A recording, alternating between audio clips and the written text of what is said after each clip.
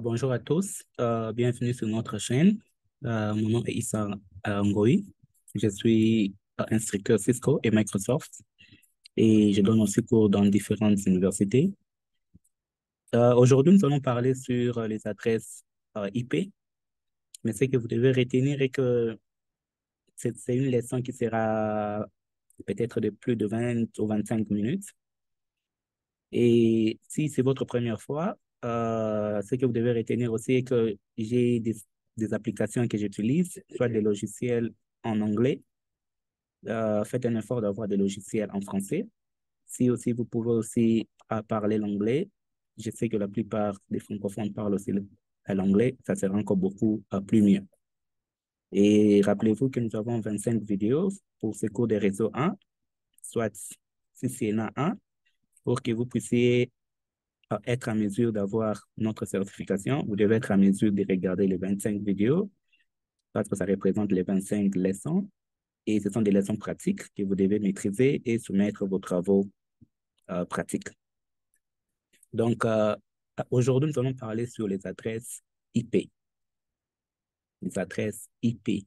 C'est une leçon très simple, mais un peu compliquée, comme certains le pensent, mais c'est très simple. Il suffit seulement de me suivre attentivement. Rappelez-vous que lorsque nous parlons des adresses IP, vous devez retenir que l'adresse IP vous permet d'identifier deux éléments. Le premier élément, l'adresse IP va identifier votre ordinateur. Deuxièmement, l'adresse IP va identifier les réseaux que votre ordinateur appartient. Donc, à chaque fois que vous allez voir l'adresse IP, vous devez retenir que vous devez déjà avoir l'idée. Donc, vous voyez l'adresse IP, vous dites que dans cette adresse IP, il y a la partie de mon ordinateur et la partie du réseau que mon ordinateur appartient. Donc, pas seulement votre ordinateur. Vous savez que l'adresse IP, vous pouvez l'attribuer à votre imprimante, à votre caméra, votre téléphone, votre tablette. Bref, tout élément qui peut se connecter sur Internet a besoin d'une adresse IP. Mais cette adresse IP, vous, comme étant spécialiste, vous devez retenir que ça a deux parties ou deux éléments. Donc, ça identifie deux éléments. La première partie, c'est votre équipement. La deuxième partie, c'est les réseaux. C'est comme vous avez votre nom, votre prénom, votre poste-nom. Donc, il y a une partie qui vous identifie vous-même et une partie qui identifie la famille que vous appartenez. Donc, vous comprenez. Voilà pourquoi quand je connais votre adresse à IP, c'est facile de savoir les réseaux que vous appartenez et c'est facile même de savoir l'équipement qui a utilisé à l'adresse IP. Donc, c'est ainsi qu'on peut vous retrouver, même si vous cachez dans n'importe quel pays. Donc, l'adresse IP peut permettre à vous retrouver facilement. OK. Maintenant, je vais essayer de partager mon écran et on va essayer de voir. Oui. Donc, l'adresse IP va identifier votre ordinateur et ça va identifier les réseaux que votre ordinateur appartient. Maintenant, là, il y a un exemple. C'est ça. Donc, je vous ai dit qu'il y a deux parties. La partie de l'équipement et la partie réseau. OK. Ça, c'est juste un exemple. Supposons que l'adresse IP de votre ordinateur est 192.168.1.3. 192.168.1.3. Vous devez déjà vous dire que non. Sur cette adresse IP, j'ai deux parties. Donc, il y a une partie qui m'identifie, qui identifie mon téléphone, et une partie qui identifie les réseaux que mon téléphone appartient. Maintenant, comment savoir la partie réseau? C'est une question très fondamentale. Maintenant, comment savoir la partie réseau et la partie de mon PC? Maintenant, vous avez cette adresse IP. Logiquement, vous savez déjà qu'il y a deux parties. Donc, il y a une partie qui m'identifie et une partie qui, qui identifie mon réseau. Maintenant, comment le savoir? Je vais le savoir, c'est grâce au masque de sous-réseau. Donc, retenez que le masque de sous-réseau nous permet d'identifier, en regardant l'adresse IP, quelle partie appartient au réseau et quelle partie appartient au PC. Donc, le masque de sous-réseau va regarder juste mon nom et mon prénom et mon poste-nom. Le masque de sous-réseau saura quel est mon véritable nom et quel est le nom de la famille.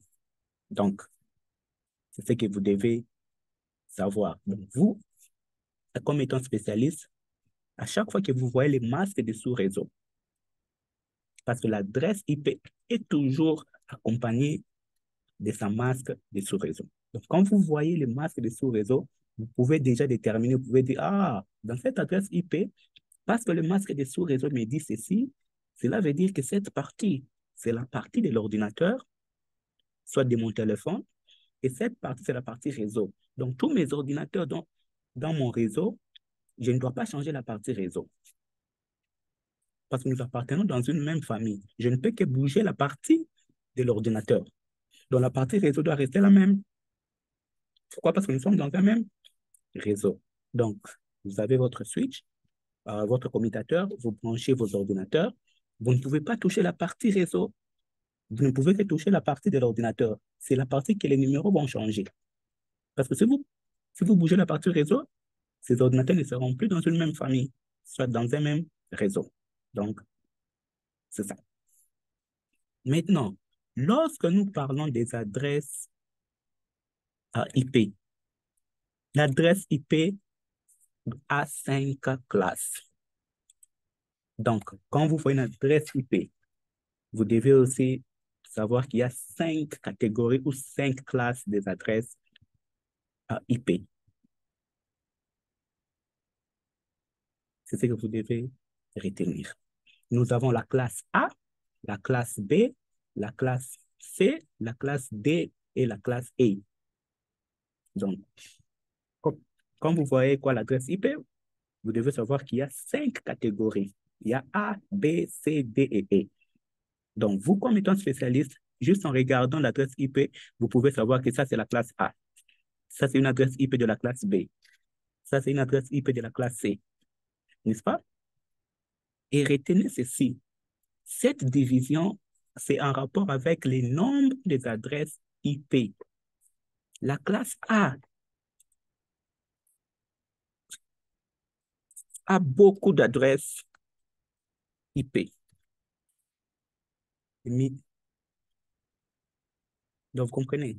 Donc, la classe A serait utilisée pour les grandes entreprises et le gouvernement. Pourquoi? Parce que les gouvernements, ils ont besoin de beaucoup d'adresses IP pour distribuer aux agents, soit aux équipements des agents. Et les grandes entreprises, il y a des entreprises qui ont 10 000 employés, 20 000, 30 000, 50 000 employés. Et ils ont des milliers de bâtiments. Et ces bâtiments ont des ordinateurs, des caméras, des imprimantes. Et tous ces équipements ont besoin des adresses IP. Donc, la classe A, c'est réservé aux grandes entreprises et gouvernements. Pourquoi? Parce que dans la classe A, vous avez la possibilité d'avoir beaucoup d'adresses IP que la classe B, que la classe C.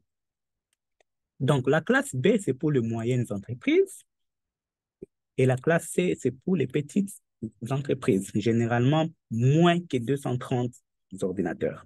Mais nous allons voir combien d'adresses IP dans la classe A vous pouvez en avoir, combien d'adresses IP que vous pouvez avoir dans la classe B et combien d'adresses IP vous pouvez avoir dans la classe C.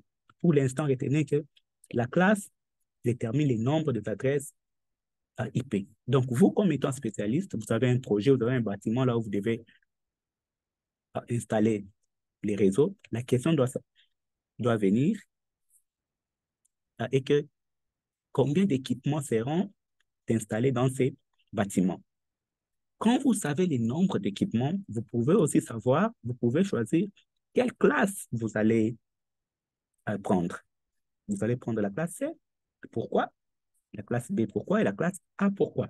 Donc, c'est vous qui savez les nombres des adresses IP que ces bâtiments peuvent avoir, même dans l'avenir. Vous pouvez avoir même une prévision. Vous pouvez dire, OK, c'est un bâtiment de 200. Mais dans l'avenir, il y aura les gens qui vont venir avec leur téléphone, vouloir se connecter au Wi-Fi. Maximum, je peux aller même à 400. Donc, je peux aller vers les classes B. Donc, c'est comme ça. La classe D et la classe E, nous ne l'utilisons pas. Nous ne les utilisons pas. Ce sont des classes réservées aux expérimentations et aux études ultérieures.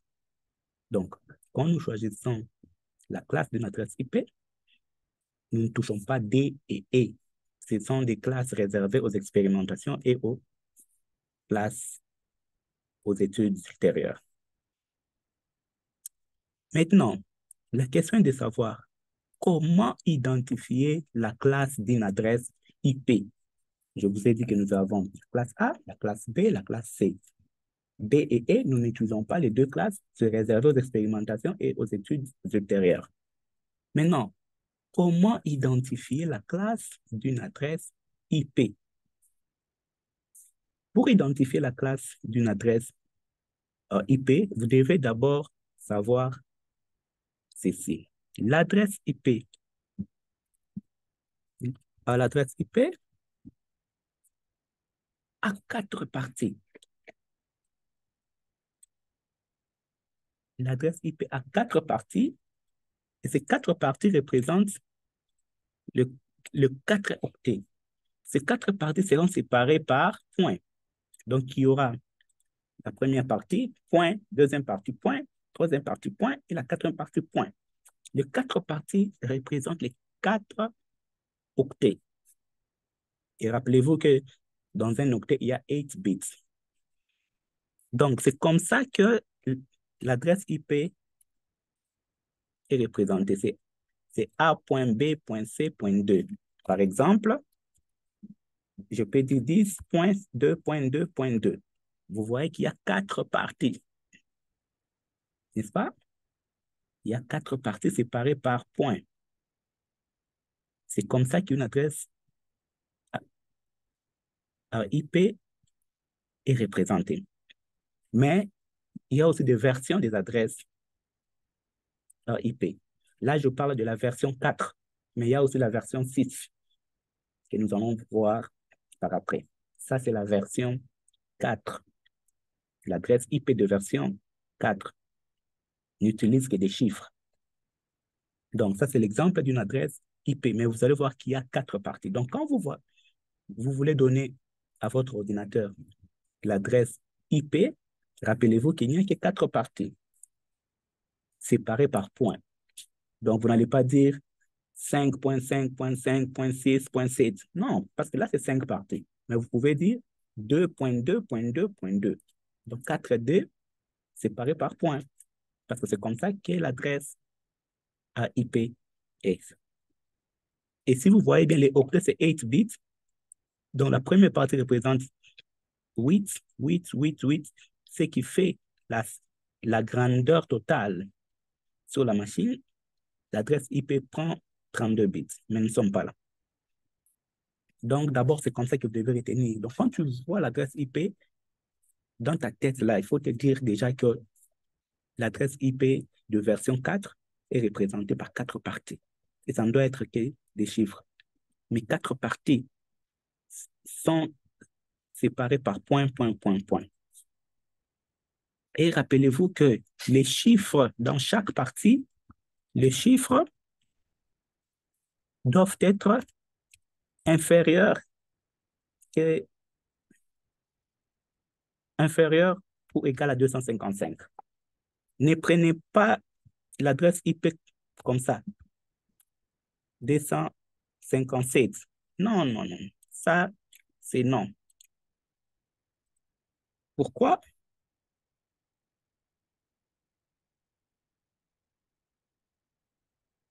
257 est largement supérieur à 255.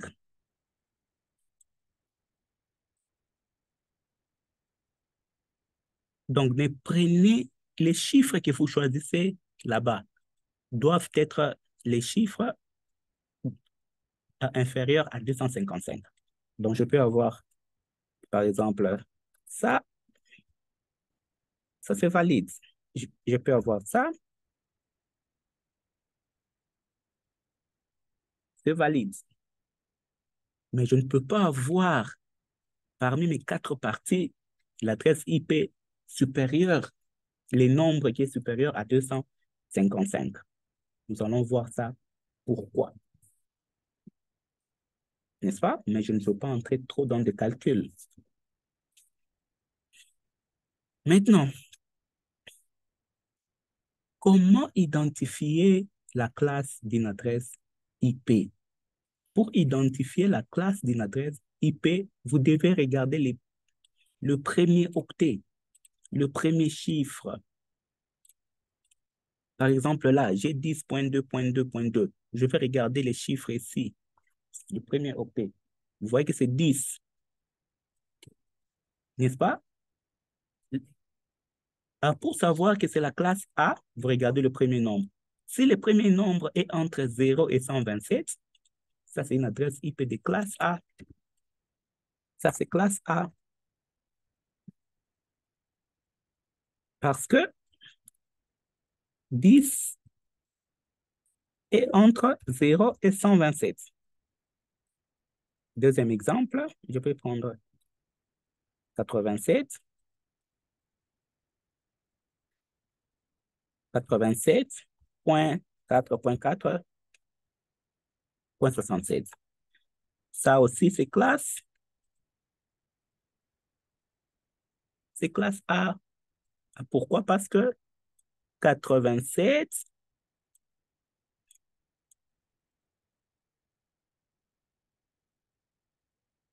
est entre 0 et 127.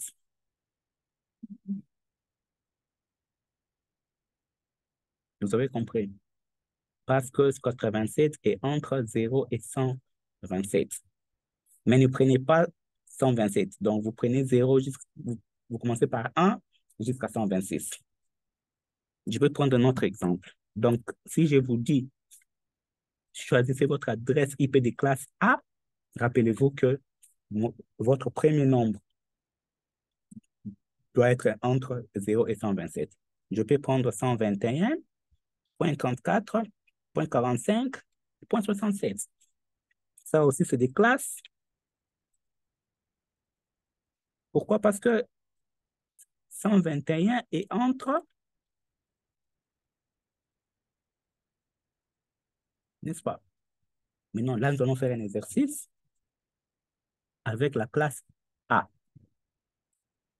Par exemple, ici, je mets deux ordinateurs, j'ai mon switch, mon commutateur, je fais les câblages,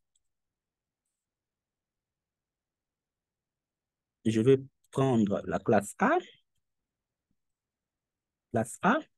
Donc, cela veut dire que la première partie, les nombres là, doit être un chiffre qui est inférieur à 127. Donc, de 0 à 127. Je pars dans la première machine.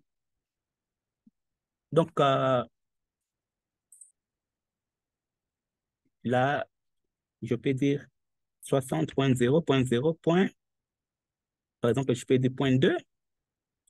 Et vous voyez, le masque de sous-réseau viendra par défaut dans chaque classe. Donc, il y a le masque de sous-réseau par défaut. Ça, c'est euh, le masque de sous-réseau par défaut de classe A. Et puis, quand je viens là-bas, point 0, je peux dire, oh, j'avais pris 67 ou quoi? Je dois d'abord vérifier, je ne sais plus ce que j'ai pris là-bas. OK. Mais je vais vérifier juste. Oh, c'est 60. OK. Je vais prendre même 67 parce que là aussi, j'ai pris 67. Et quand j'ai terminé, je peux tester ma connectivité. Je crois là, je pris 3. Vous allez voir que mon réseau fonctionne. Ça, c'est avec la classe A. Donc, dans des exercices que vous allez faire vous-même, vous devez être habitué à parfois à choisir la classe A, parfois à choisir la classe B. Je peux répondre encore avec un autre exercice pour la meilleure compréhension. J'ai là-bas, et puis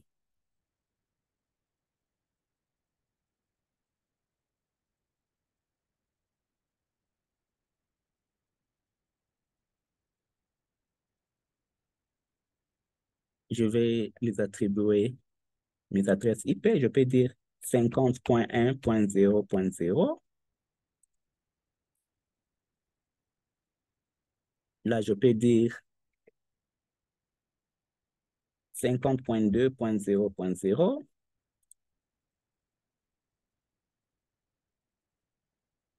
Et puis, je peux essayer, c'était 50.0.0.1, je crois, peut-être. J'ai même oublié. Je vais encore vérifier, peut-être j'ai fait l'erreur. Oh, OK. Je peux prendre ici 5. 5. L'autre ici, c'est quoi? 5, 4. Je vais essayer maintenant de parler avec 5.5,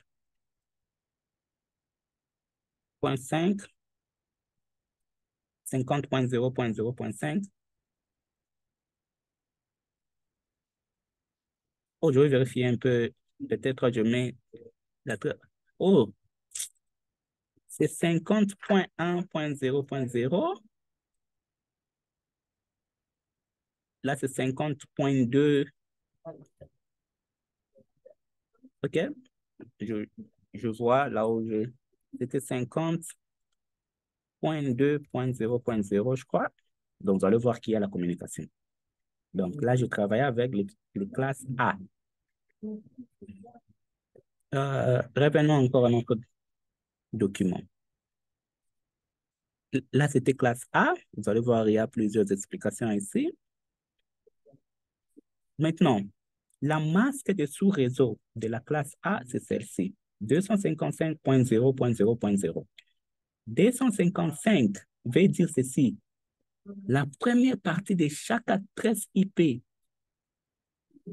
de la masque. Donc, quand vous regardez votre masque de sous-réseau par défaut, ça, c'est la masque de sous-réseau par défaut de la classe A. Vous voyez que j'ai que 255. J'ai qu'une partie de 255. Cela veut dire que quand je regarde mon adresse IP, je dois savoir que la première partie, ça représente les réseaux. C'est la partie réseau. Et la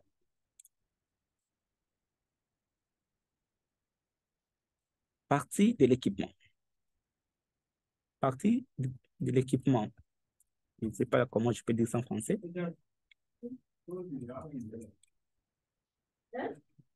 Donc, ceci veut dire quoi? Juste en regardant cette masque des sous-réseaux, quand je pars ici sur cette adresse IP, je vois déjà que je n'ai qu'une partie de 255. Cela veut dire que 70, c'est la partie réseau. 70, c'est la partie réseau. Et les trois autres parties, c'est la partie de mon PC. Donc, cela veut dire quoi? Dans mon réseau, je ne peux que changer, je ne peux que jouer avec ces trois chiffres ici. Je ne peux pas changer les 70 parce que 70, ça identifie les réseaux. Donc, la masque de sous-réseau, ça veut dire quoi? Veut dire que la première partie, c'est la partie réseau. Et les trois autres parties, c'est la partie que vous devez changer. C'est la partie qui identifie l'équipement. Vous comprenez? Masque de sous-réseau, 255.0.0.0. Cela veut dire quoi? Quand vous choisissez votre adresse IP de classe A, par exemple, c'est 80.0.2.2. Les 80, ça identifie les réseaux. Donc, toute machine de votre réseau doit commencer par 80. Tu ne dois pas changer les 80 parce que le 80, ça identifie la famille. Mais tu peux changer les chiffres qui viennent. Par exemple, 80.0.2.3. Deuxième machine, 80.0.2.4. Donc, je peux vous donner comme un exercice ici. Supposons que j'ai j'ai ça, par exemple.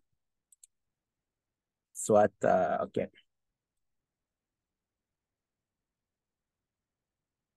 L'adresse IP de mon réseau, c'est 90.0.0.0. L'adresse de mon réseau, mais c'est classe A. Masque des sous-réseaux, comme c'est classe A, masque des sous-réseaux 255.0.0. Donc, cela veut dire quoi? Donc, cela veut dire que je ne touche pas à ça.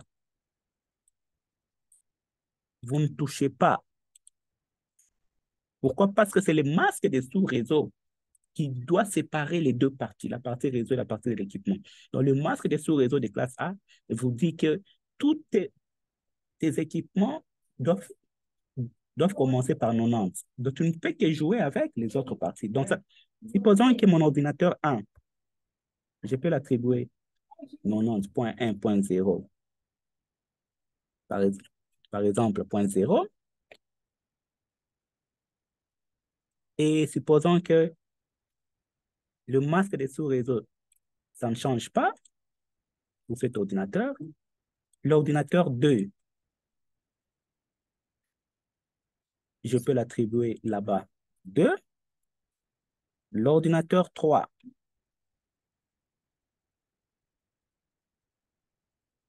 là-bas, ça peut être 4. L'ordinateur 5,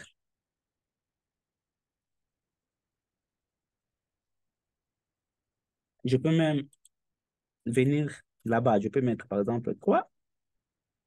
Donc, vous voyez que je ne change pas là-bas. Là, ça ne change pas.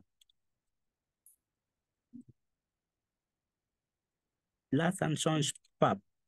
Pourquoi? Parce que c'est une adresse IP de classe A.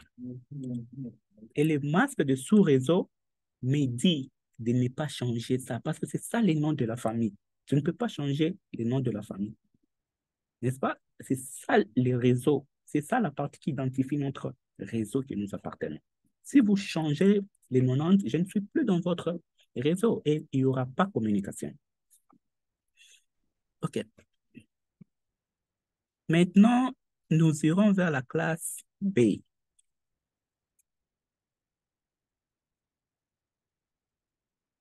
Et retenez aussi, il y a... OK. Je ne veux plus d'abord partir par là. Mais nous allons parler de la classe B. La classe B, ça doit commencer par 128 à 192. C'est ça la classe B. Donc, quand tu vois l'adresse IP comme 130.0.0.3, vous allez voir que 130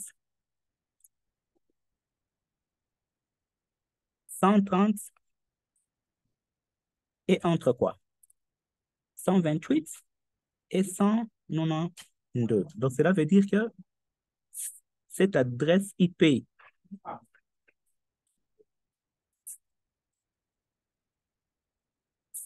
c'est une adresse de la classe B. Pourquoi? Parce que 130 est entre ça. Je vais prendre encore un autre exemple. 180.10.10.60. C'est 80 ici.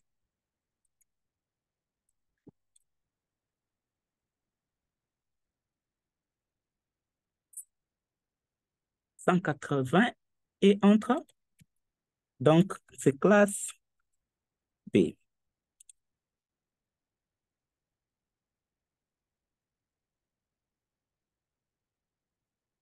Et le masque de sous-réseau par défaut de la classe B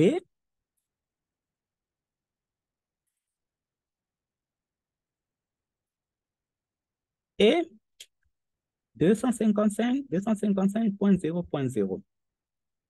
Cela veut dire quoi? Les deux premières parties. Les deux premières parties, ça identifie quoi? Les réseaux. Et les deux autres, ça va identifier quoi? Votre équipement. C'est ça la signification. Donc, je peux vous donner un exemple ici. Donc, nous allons prendre l'adresse IP des classes B. Par exemple, là, c'est 170.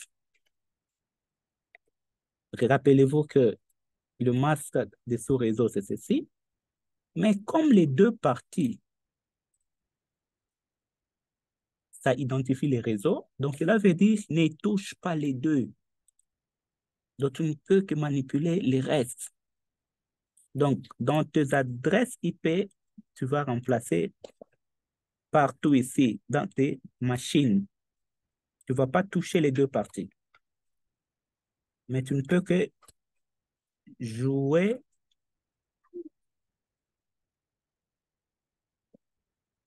avec quoi? Le reste de parties. C'est ça la signification.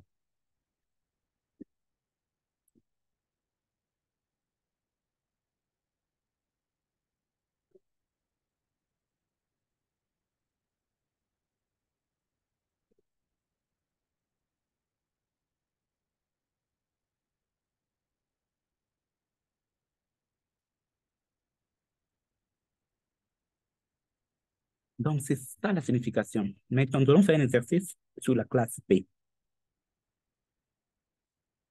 J'ai par exemple les trois machines ici. Vous pouvez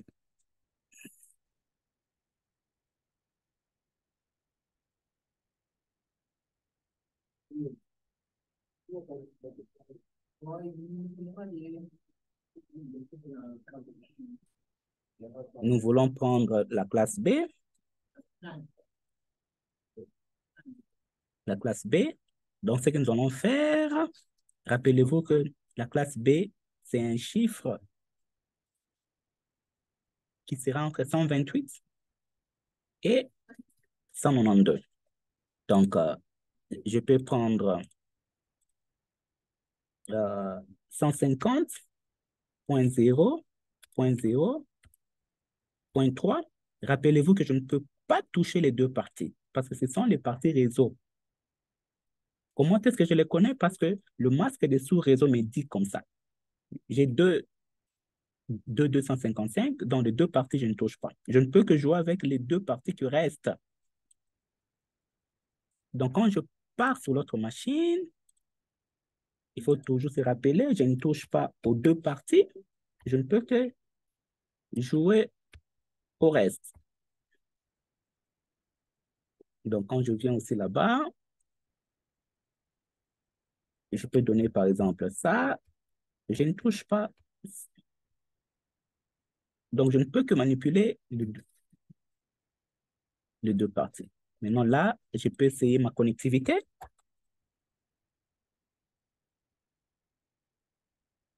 Vous allez voir que j'ai choisi une adresse de classe B et voici la réponse. Maintenant, là, je vais partir à ma dernière classe, la classe C. Sur classe C, votre premier nombre doit être, rappelez-vous que il y a Donc, classe B de 128 jusqu'à 192. Donc, on peut commencer de 192 parce que nous excluons les 192, 190. OK, là, je peux me limiter même à 191 parce que là, je commence par 192 jusqu'à peut-être à 221. Vous comprenez? Donc, ça, c'est la classe C. Par exemple, je peux dire 192.15.0.0. Rappelez-vous que masque des sous-réseaux par défaut, parce que jusque-là, des sous-réseaux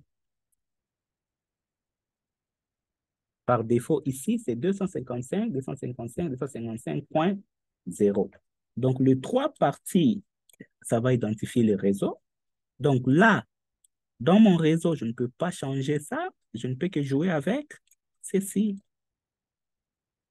Je ne peux que jouer avec la dernière partie. Donc, si je vais vous donner encore un exercice ici, par exemple, si je prends ici 192, donc vous allez voir que partout là-bas, c'est 192, mais je peux mettre là-bas, par exemple, 3.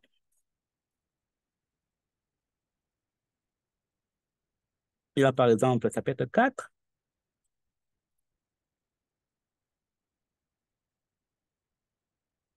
Là, par exemple, ça peut être 5.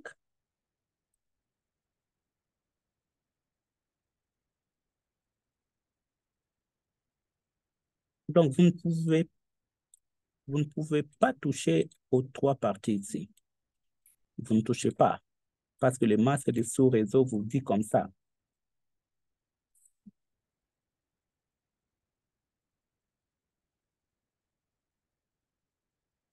Donc, ça doit être pareil. Je ne peux que toucher, par exemple, là-bas. Et là, c'est 255 parce que c'est ça le masque des sous-réseaux par défaut.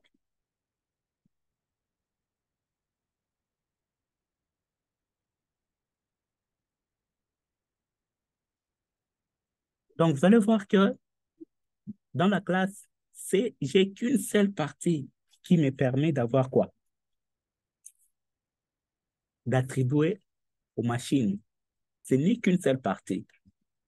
Et cette partie, ça représente un octet. Et un octet, c'est 8 bits. C'est 8 bits.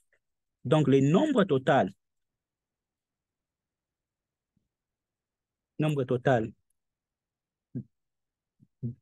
des adresses IP ici, c'est 2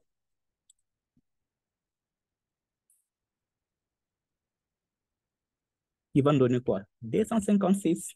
Vous voyez que c'est trop peu. Pourquoi 8? Parce qu'il n'y a qu'un seul octet. Mais si c'est la classe B, par exemple ici, le nombre total, c'est 2. Vous vous rappelez que j'ai deux parties réservées au réseau et deux parties pour les autres. Donc, le nombre des adresses IP, c'est 16 là-bas. Si vous calculez, vous allez trouver le nombre total des adresses IP. Si vous venez vers la classe A, par exemple, la classe A, il y a trois parties. Donc, c'est 2, 24. Et si vous calculez, vous allez savoir le nombre total des adresses IP dans chaque classe. J'ai trois parties. Les trois parties, ça représente 24. 8, 8, 8. J'ai deux parties ici. C'est 2 exposants 16. J'ai une partie, c'est 2 exposants 8, mais je ne veux pas aller trop. Maintenant, je vais prendre mon dernier exemple de la classe C. J'ai deux machines, je vais utiliser la classe C.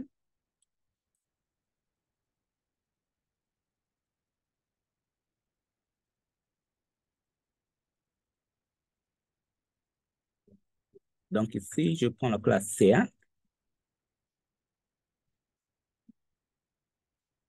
Donc, la classe C, rappelez-vous que c'est entre 191 à 221. Donc, je peux prendre 200.0.0.5. Rappelez-vous que je ne peux que toucher la dernière partie. Pourquoi? Parce que le masque de sous-réseau me montre qu'un 7.0. Ça me dit, tu touches là-bas. Donc,